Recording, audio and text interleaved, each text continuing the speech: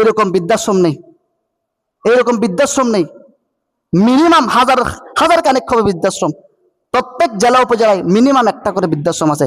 বিশ্বের কোনো রাষ্ট্রের মধ্যে এরকম বড় বড় বৃদ্ধাশ্রম নেই, আমাদের বাংলাদেশে যত যত বৃদ্ধাশ্রম।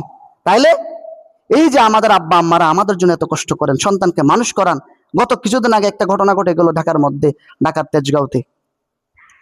মা তার নিজ কক্ষের মধ্যে মারা গিয়ে প্রায় 1 সপ্তাহ হয়ে গেল, সন্তানদের কোনো খোঁজ খবর নেই, সন্তানদের কোনো খোঁজ খবর নেই।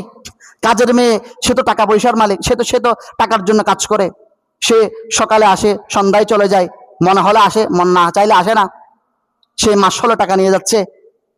মা মৃত্যুবরণ করে, তার শরীর গলে যাচ্ছে, শরীরের মধ্যে পোকা চলে আসছে।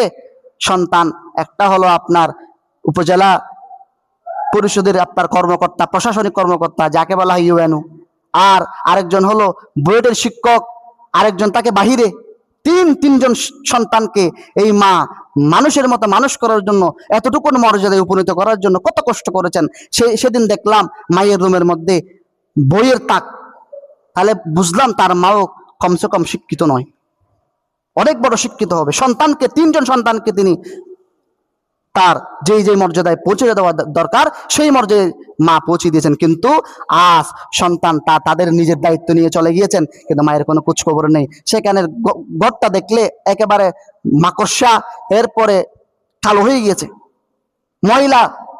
তাইলে তুমি তোমার এই সুন্দর পোশাক দিয়ে কি করবা যদি তোমার মাতা যদিও পচে গেলে তার নিতর দেহটা পর্যন্ত চেনার কোনো সুযোগ থাকে না? এত টাকা পয়সার মালিক দিয়ে কি হবে? এত ধন দৌলতের মালিক দিয়ে কি হবে? এত পড়াশোনা দিয়ে কি হবে?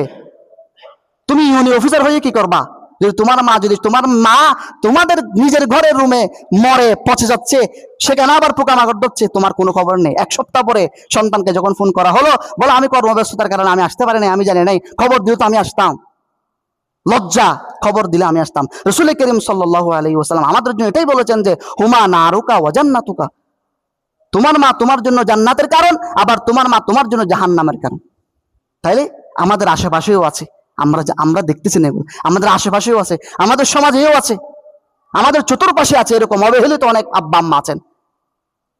তাইলে হাদিসের মধ্যে রাসূল করিম সাল্লাল্লাহু আলাইহি ওয়াসাল্লাম 3 জনের দোয়া আল্লাহর কাছে সরাসরি কোনো পার্থক্য থাকে না, লা হিজাব আলা, আল্লাহ এবং তাদের মাঝে কোনো হিজাব নাই, পর্দা নেই। হাত উঠিয়েছেন আল্লাহর কাছে, কোন রকম বলেছেন, দোয়া করলেও কবুল, বদদোয়া করলেও কবুল। 3 শ্রেণীর ব্যক্তি। প্রথম শ্রেণীর ব্যক্তি হলো মাজলুম, দাওয়াত আল মাজলুম, যারা মজলুম ব্যক্তি, যারা অত্যাচারিত হয়, অন্যের দিক দিয়ে যারা নির্যাতিত হয়, এরা যদি আল্লাহর দরবারে একটু করে যদি এক ফোঁটা চোখের পানি ফেলে যদি আল্লাহর দরবারে যদি বিচার দেয়, সরাসরি আল্লাহ তাআলা তার উপর গজব নাযিল করবেন, কোনো না কোনো ক্রমে আল্লাহ তাআলা তাকে ধ্বংস করবেন। এরপর রাসূল করিম সাল্লাল্লাহু আলাইহি ওয়াসাল্লাম বলেছেন মুসাফির ব্যক্তি যারা থাকেন, যারা সফররত অবস্থায় থাকেন, বিভিন্ন ক্ষেত্রে যারা সফর করেন, এই মুসাফিরের দোয়া বদদোয়া উভয় কবুল হবে। যদি কোনো ব্যক্তি মুসাফিরকে কষ্ট দেয়, সে যদি আল্লাহর কাছে যদি হাত তুলে যদি বদদোয়া করে, সরাসরি তার দোয়া আল্লাহ তাআলা কবুল করবেন। সে যদি দোয়া করলেও কবুল হবে, বদদোয়া করলেও কবুল হবে। এখন তো আমাদের এখন এগুলো উঠে গিয়েছেন। আগে মুসাফির খানা ছিল, রাস্তার পাশে মুসাফির খানা ছিল, এক সময় থাকতো। মানুষরা যখন কোনো মানুষ একটা, ধরেন আমাদের এই যে কক্সবাজার একটা পর্যটন এলাকা, অনেক দূর থেকে একটা মানুষ আসলো, সে তার কিছু 3-4 দিনে খাবার নিয়ে আসলো। আগে ছিল এগুলো তৎকালীন আমলে ছিল, এখন জানে না। খাবার নিয়ে আসছে, তার খাবার ফুরিয়ে গিয়েছেন, অথবা তার থাকার জন্য কোনো জায়গা নাই, তাহলে এরকম মানুষরা তাদেরকে জায়গা দিত। সে যদি আল্লাহর দরবারে যদি খুশি হয়ে যদি দোয়া করে, সরাসরি তার দোয়া আল্লাহ তাআলা কবুল করবে। এরপরে বলেছেন ওয়ালিদাইক, আব্বা আম্মা পিতা মাতা, এরা যদি বদদোয়া করে তাও কবুল, আবার দোয়া করলেও কবুল। এরা যদি হাত তুলে যদি দোয়া করে কবুল হয়ে যাবে। মূসা আলাইহিস সালামের জবানার একটা ঘটনা, আল্লাহ তাআলা মূসা আলাইহিস সালামকে ওহী দিচ্ছেন যে তোমার সাথে এমন একজন ব্যক্তি জান্নাতের সহচর্য হবে, জান্নাতে যাবে, তোমার সাথী হবে, সে হলো কসাই। এখন এত বড় পয়গম্বর, জলিল কদর পয়গম্বর, তিনি আবার রসুলও। তখন তিনি বললেন, ইয়া আল্লাহ তাআলা, আপনি এগুলো কি বলেন? আমার সাথে একজন কসাই যাবে, আমার সাথে একজন কসাই জান্নাতে থাকবে? তখন আল্লাহর দরবারে তিনি পেশ করলেন, আল্লাহ ওই ব্যক্তিকে আমাকে দেখতে হবে, সে কেন আমার কাছে যাবে? পৃথিবীতে এত এবাদত গুজর ওয়ালা থাকতে, আমার উম্মতের এত বড় বড় মুহাক্কিক থাকতে, আমার সাথে একজন কসাই জান্নাতে যাবে, কসাই আমার সাথে জান্নাতে থাকবে, তাকে আমার একটু দেখতে হবে। আল্লাহ তাআলা ঠিকানা দিয়েছেন, ওই ওই ওই ওই জায়গায় এরকম এরকম একজন একজন ব্যক্তি আছে, ওনার কাছে যাও। মূসা আলাইহিস সালাম ওই ব্যক্তির কাছে গেলেন, ওই দোকানের কাছে গেলেন, তিনি গরুর মাংস বিক্রি করতেছেন। তখন সেখানে গিয়ে বলেছেন, ভাই আমি অনেক দূর থেকে এসেছি, আমি আমি একজন মুসাফির মানুষ। তিনি পয়গাম্বর পরিচয় দেন নাই, আমি একজন মুসাফির মানুষ, আজকে আমি আপনার বাড়িতে এক রাত মেহমান হতে চাই। তখন তিনি সন্তুষ্ট বলেছেন, একটু অপেক্ষা করুন, আমি আমার ব্যবসাটা গুছিয়ে দিই, এরপরে আমরা দুজন একসাথে যাবো ইনশাআল্লাহ। তখন তিনার সাথে যাওয়ার সময় সন্ধ্যা যখন হয়ে গেল, মাংস যখন বিক্রি করা শেষ, শেষ মুহূর্তে কিছু মাংস, ব্যবসার কিছু মাংস তিনি একটা প্যাকেট করে থলে করে নিয়েছেন, নিয়ে তিনি ঘরে গিয়েছেন, মেহমানকে মেহমান খানার মধ্যে রেখেছেন। এরপরে তিনি ঘরের মধ্যে গিয়ে সেখানে তিনি আটা কিংবা ময়দা নিয়ে চিনি রুটি বানিয়েছেন। এরপরে মাংসগুলো রান্না করেছেন। রান্না করার পরে ঘরের এক কোণার মধ্যে তার মা আছেন, তার মাকে তিনি সন্ধ্যায় যাওয়ার পরে সুন্দর করে সেবা শুশ্রূষা করে, দেখাশোনা করে, গোসল করানোর প্রয়োজন হলে গোসল করানোর পরে এরপরে তিনি তার মাকে ওই যে মাংস যেগুলো নিয়েছিলেন, যেগুলো রান্না করেছেন, যে রুটিগুলো তিনি বানিয়েছেন, ওই রুটিগুলো থেকে এক টুকরো রুটি এবং মাংস দিয়ে মাকে খাওয়াই দিচ্ছেন। আর মাকে খাওয়াই দিচ্ছেন, আর মা মুখে মুখে জপে জপে বলতেছেন, আল্লাহ এই যুগের শ্রেষ্ঠ পয়গম্বর মূসা আলাইহিস সালামের সাথে আপনি আমার সন্তানকে জান্নাত দান দিবেন, আপনি আমার সন্তানকে মূসা আলাইহিস সালামের সাথে জান্নাতে রাখবেন, এই দোয়াটা।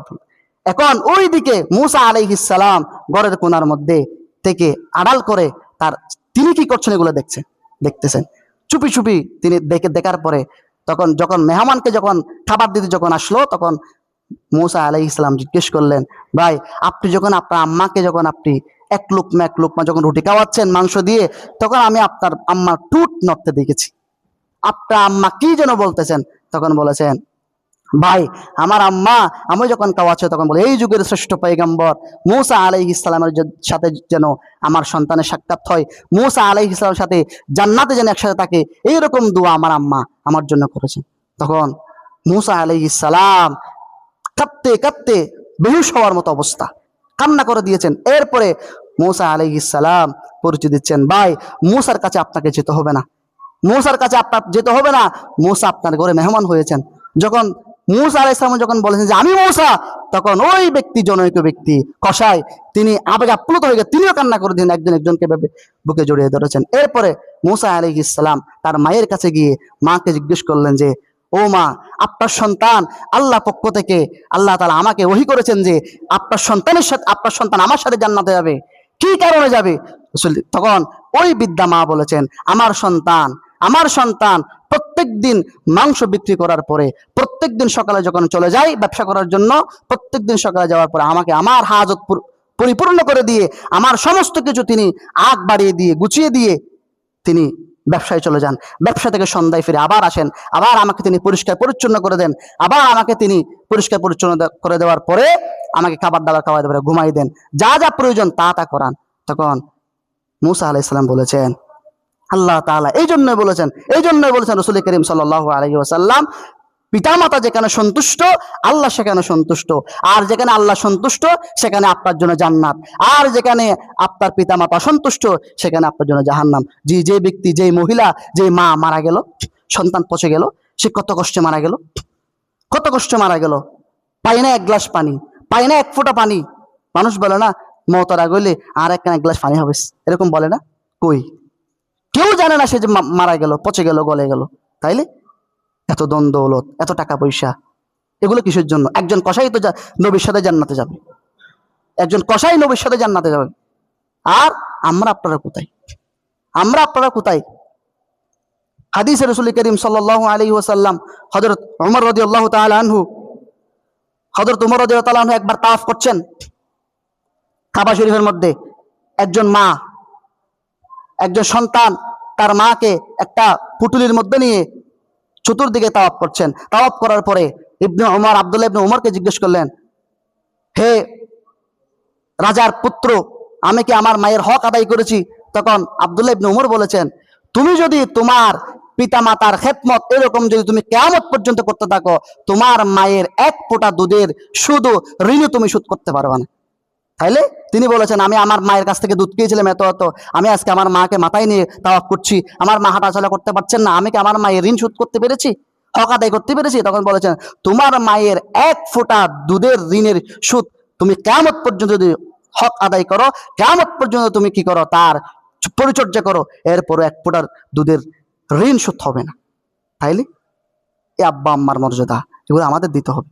হাদিসে রাসূল করিম সাল্লাল্লাহু আলাইহি ওয়াসাল্লাম আমাদেরকে এগুলো শিক্ষা দিয়েছেন, এগুলো আমাদের করতে হবে। তারা যখন অক্ষম হয়ে যায়, চলাফেরা করতে পারে না, আমাদের জন্য তারা কত কষ্ট করেছেন, কিন্তু আমরা তাদের প্রতি অসৎ আচরণ করি, খারাপ আচরণ করি। আসুন আমরা সমাজের মধ্যে আব্বা আম্মাকে গুরুত্ব দিই, পিতামাতার মর্যাদাকে আমরা বুলন্ডিত করি, তাদেরকে আমরা আমাদের মাথার তাজ বানিয়ে রাখি। কাল কিয়ামতের ময়দানে আল্লাহ তাআলা আমাদেরকে মাথার তাজ বানাবে।